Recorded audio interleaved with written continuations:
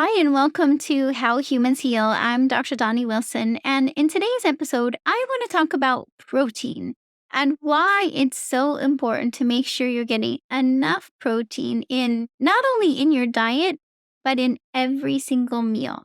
So let's get started. So, first of all, just to clarify, as humans, there's three main sources of calories. They're called macronutrients: protein, carbohydrates, and fat. And from my experience as a naturopathic doctor and clinical nutritionist for over 23 years, and really I've been a nutritionist for longer than that, is that really what I see the best health for me and my patients is when each meal has a balance of protein, carbs, and fat. And the thing I find is that so often people are way more likely to get plenty of carbs. And hopefully now we're even learning to get enough fat in our meals. But still, many people are not getting enough protein. So I really want to emphasize the protein today and why it's so important for your health and how to start choosing it and making sure you're getting it with each meal. So, just to clarify, I don't tend to talk about snacks. I don't think of eating snacks. I've pretty much just crossed it off the possibility list because snacks often mean that it's something we eat that's just carbohydrate, right? When you think about it, snacks often are chips or popcorn or crackers or even fruit is all just carbohydrates. And so there's not enough protein there. It's not a balance. What I find, and this is after 23 years of being a naturopathic doctor and clinical nutritionist, is that it's when we have a balance that our bodies really need all of these things in balance. And when we can have a balance in each meal of carbs, protein, and fat, then we're going to be feeling much better and doing much better. And I'm going to explain why here in this video. So I don't tend to think about snacks. I tend to think about it as having a meal with balanced macronutrients, including protein, and eating this a small quantity that we can digest, absorb, and use without overdoing it, and to then eat a meal like that in 3 to 4 hour intervals through the day. It doesn't mean we want to have space in between so we can digest and absorb, and that's what helps reset our hunger and fullness signals so that we feel hungry, we eat, our bodies have time to digest and absorb and use those nutrients, and then we feel hungry again, like 3 to 4 hours later. And then what we do is we want to stop eating within, I suggest 3 hours before you're going to go to bed. And then, of course, you're not going to eat while you're sleeping. So that's your overnight fast, or what's called an intermittent fast. And we start eating again the next day, and that can vary what time you eat your first meal. But it's important to give your body consistent signals. Our bodies do best when it can really start to predict and anticipate that you're going to do eat in a similar timing and intervals each day. It's when we start shifting things around or going, fasting too long overnight into the next day or eating too much at once. All of these variations of eating just then cause our body to have to help us out, right? If we eat more at once, now we have more to digest in our body, and our metabolism has more macronutrients to metabolize. And sometimes then we're overwhelming our metabolism, and we're also likely overwhelming our digestion. And if we can't digest everything we eat, especially the carbs and fibers, it ends up overfeeding our gut bacteria. So then we end up with bloating and gas and burping and bacterial overgrowth or yeast overgrowth because we're thinking we need to eat more, especially even I see this a lot where people want to eat more of healthy stuff, more vegetables and more seeds and more nuts, and they put it all in their protein shake or in a big bowl, and you eat it all, but your stomach only has so much to be able to digest. And if you have leaky gut, especially, can only absorb so much, and everything else goes to overfeeding the gut bacteria. it's very rare for someone to not have enough gut bacteria. I know that we're always hearing about probiotics, and definitely our gut bacteria are so important to our health, but that doesn't mean that we need to flood our digestion with probiotics.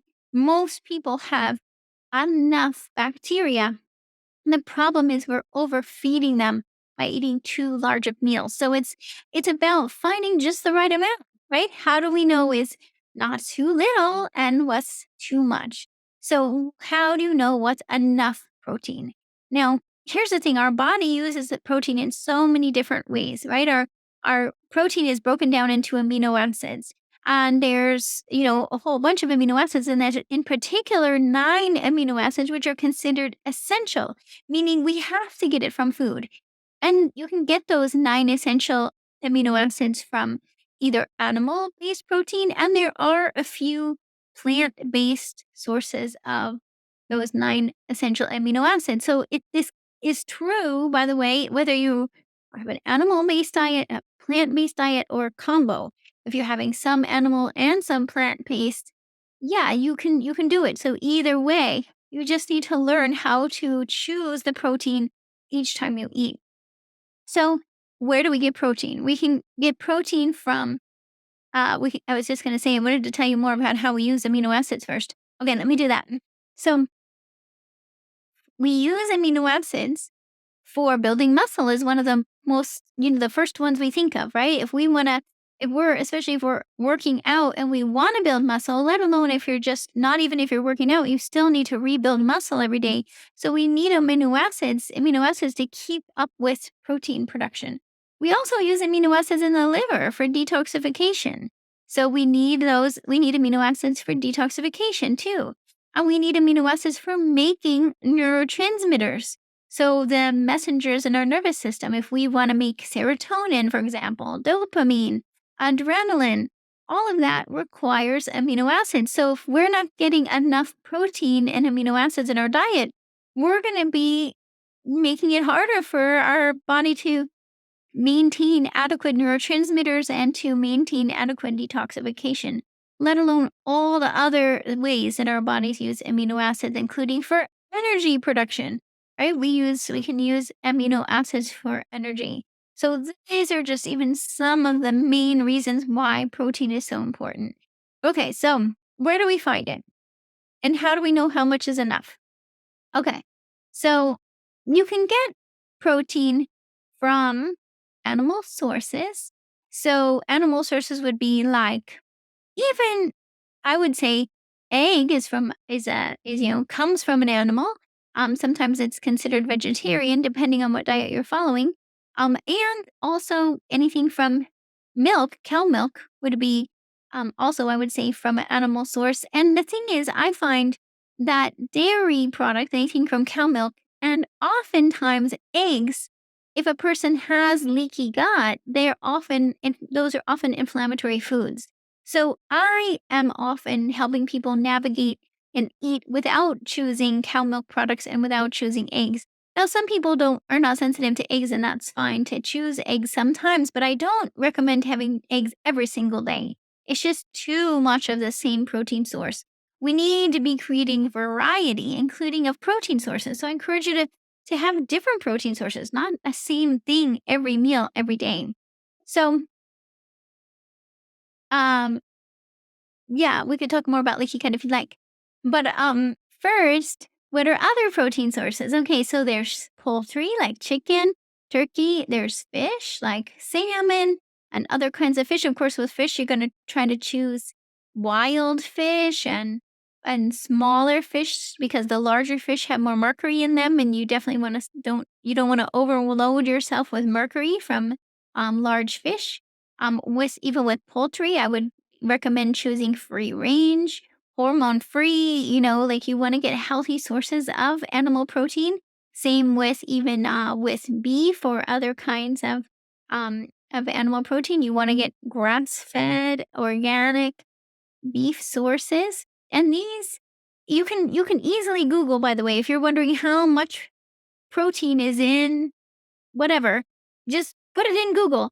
Just say how many grams of protein are in 4 ounces of whatever you're wondering about, and it will immediately show up for you. So you can quickly check how many grams of protein are in there. Or if it's a package, you can look on the package on the label and see how much is in there. So if it's a chicken, let's say grilled chicken, like 3 ounces is 23 grams of protein, 4 ounces, 31 grams of protein. So you get a sense that like the amount that's the size of your hand, which is like a 4 ounces, which to me is a nice serving size for a meal, then that's going to have about 30 grams of protein. So you're getting at least 20. This is my goal for you and my kind of like standing rule is to get at least 20 grams. So we're right about there. It could be 18, but at least 18 to 20 grams of protein each meal or each time you eat. So kind of say to yourself, where's the protein every time you go to eat? Where's the protein? And is it at least 18 grams? Okay. And then at that same time, I would want to keep the carbs under 20 grams, no more than 20 grams. Okay. So it's like trying to get the carbs down a little bit and the protein up. Okay, so you get a sense of where the grams of protein come from with those animal protein sources. There's also plant-based sources of protein like nuts and seeds and legumes or lentils, including soy, right? Also, there's some protein in certain grains, like quinoa is really a seed also. Buckwheat has some protein. And then, but most greens and most vegetables and fruits really have such little protein, it's negligible. So I would say your main plant-based sources are going to be from nuts, seeds, legumes, and quinoa. Now, you could also get plant-based protein powder. In the case of protein powder, they're extracting the protein. So you could get like, let's say, a pea protein, or even you can get hemp seed protein or flaxseed protein or watermelon seed protein for that matter. And then you're getting a protein source in a powder, which if you are following a plant-based diet, that could be a really good resource for you because then at least if your meal, doesn't have a lot of protein in it, you can always get a scoop of protein powder and get your 18 to 20 grams.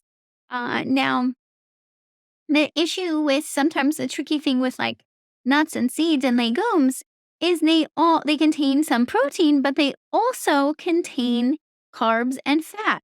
So what can happen with a plant-based diet is we keep trying to get more protein, but it keeps coming with more carbs. And so then the carb numbers keep going up, up, up, just till we can get enough protein. And by the time we get enough protein from the nuts and seeds and legumes, it's too many carbs. And so we're ending up overfeeding our gut bacteria. And I think that's why so many people I see eating a plant-based diet end up with digestive issues. So I encourage you to just watch that and know, like, yes, I too have some plant-based meals that are, say, with a seed butter or nut butter or nuts and seeds in a granola. I do that. But it's not every meal, and I still will make sure that I have some protein, extra protein with it, so that I'm getting this balance of protein with the carbs. Okay, so there you go with the protein sources. You know why protein's important. You know where to get it. So how do you calculate how much do you need? And this is a tricky thing. There's a lot of different kind of rules of thumb out there. You can also go on the internet and find a protein calculator where it's essentially going to look at your height, your weight. So your protein needs depend on your height and your weight. It also depends on your activity level. So if you are essentially like have the lowest activity level, like if you're in a bed all day, like let's say you're not feeling well and you're in the bed all day, your protein needs are less. Of course, if you're healing, then you even need some protein just for healing, right? And then if you have some activity, even a little bit of exercise increases your protein needs quite a lot. And then if you have intense exercise or you're doing muscle building, you need even more protein. So this is the thing is there's not one perfect number. You really have to know your body and your activity level and start to fine tune it and play with it until you find, oh, when I eat this much protein, I feel my best. And then there's also other factors to consider, your other health related issues, or if you have kidney related issues, you may need to moderate your protein intake. So, this is all to say that I encourage you to start getting to know how much protein you're getting.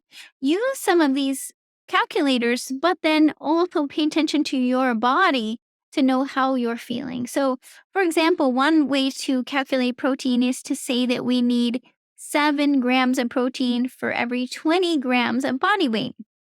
So let's say, I should say 20 pounds of body weight. So say we'll use 100 pounds just to make it easy. So in 100 pounds, how many, we divide that by 20 and you get five, right? So there's five of the 20s in 100, and then you multiply that by seven and it's 35.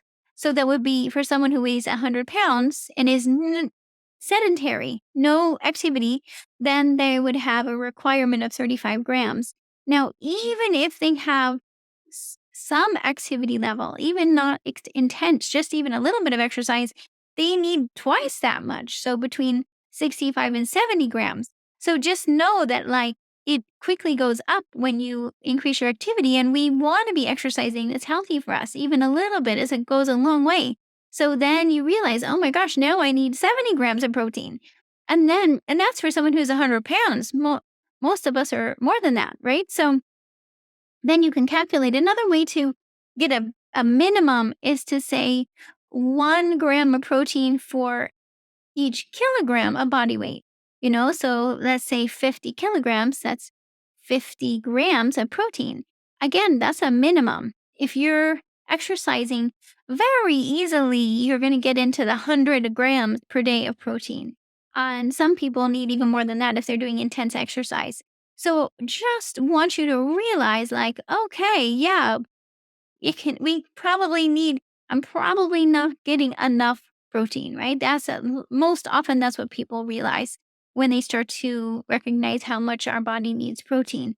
And so then, and to remember that you're not eating it all in one meal. You're not going to eat 50 grams or 100 grams all at once, because it would be too much to digest. You wouldn't be even able to benefit from it. What you want to do is you want to space it evenly through the day. So that's how I started, was to say, it's really important to have, small meals that you can digest and absorb at nice intervals, 3 to 4 hour intervals through the day.